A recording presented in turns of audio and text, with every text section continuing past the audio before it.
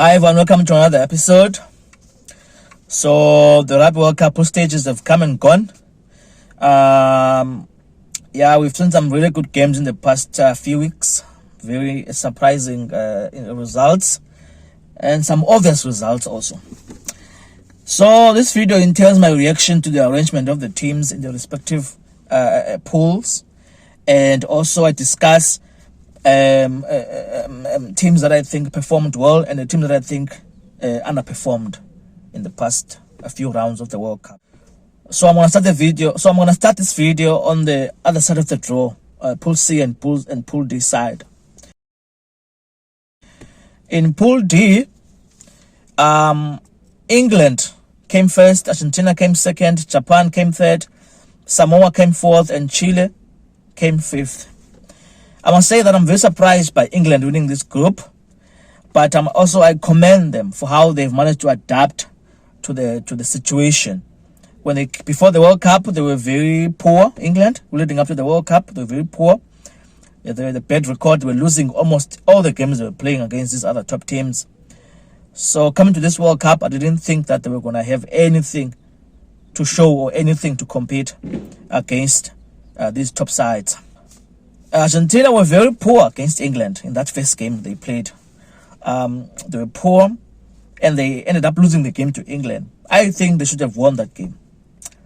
But I think they've managed to redeem themselves very well, Argentina, winning the last 3 games against Japan, Samoa, and Chile.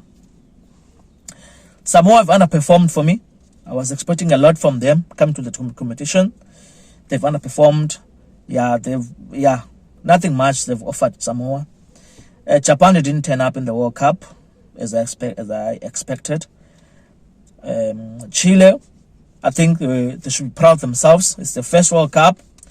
They showed some fight, pride, and passion for their country. Viva Chile. Very good from them. Pool C, Wales, Fiji, Australia came third, Portugal came fourth, Georgia came fifth. I'm very surprised that Wales won this group because I didn't think they were going to win it.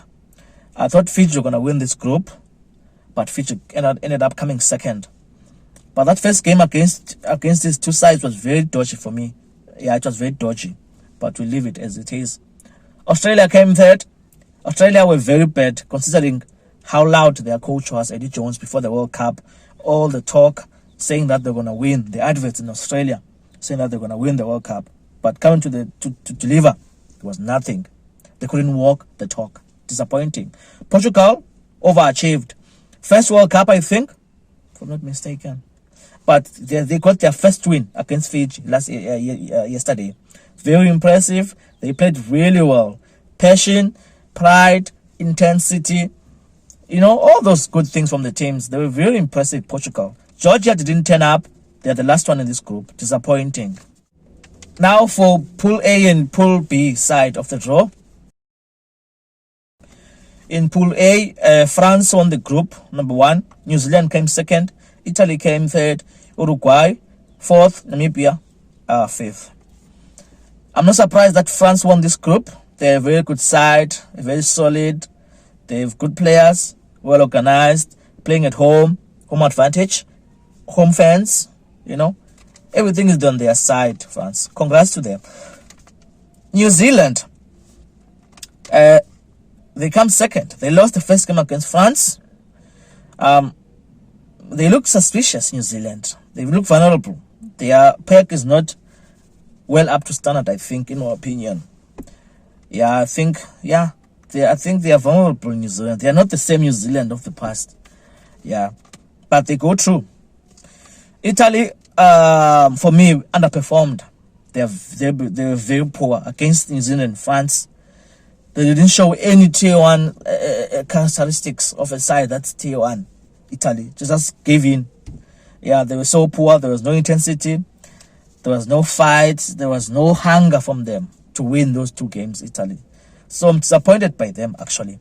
Uruguay are my overachievers in this group, even though they lost to New Zealand and other teams and France. But I think in those games, they showed some hunger and fighting spirit and pride for their country, for Uruguay.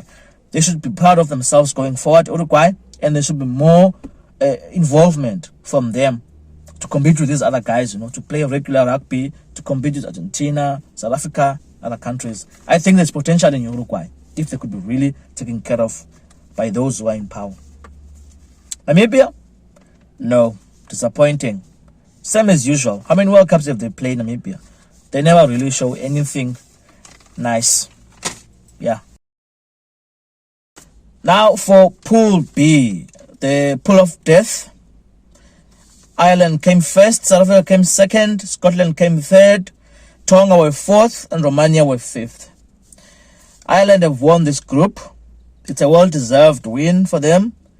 They've been solid. 4 out of 4.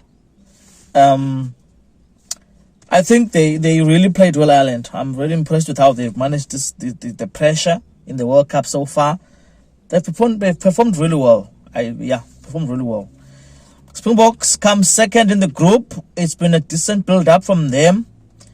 Apart from that loss to Ireland, I think there's still more to come from Springboks. There's more rugby that they're still gonna show the fans out there.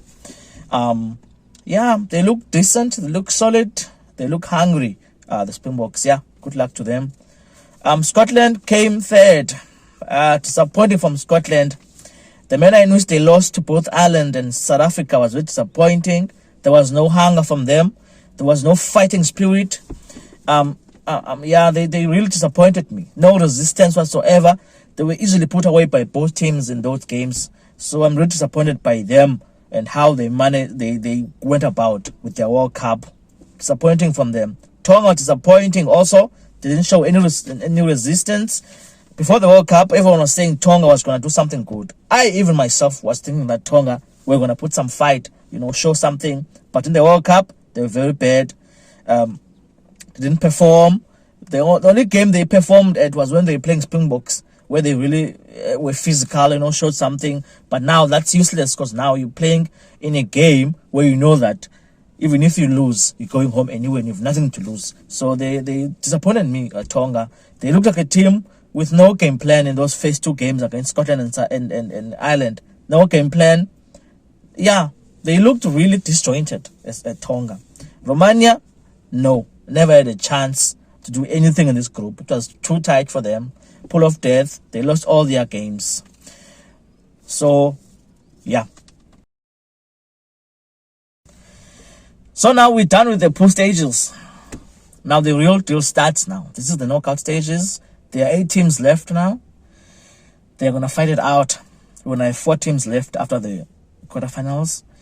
It's going to be very interesting. Now it's about the nerves now. Composure, staying in the game, pressure, harnessing the pressure. Just sticking to your plans and trying as much as you can to execute those plans on the day. No switching off, staying on, fighting, believing in yourselves. It won't be easy, guys. It won't be easy for all the countries that are going to fight it out. Yeah, congrats to all of them, the 8 countries. We have some nice games coming up in the next weekend. Yeah, thank you so much.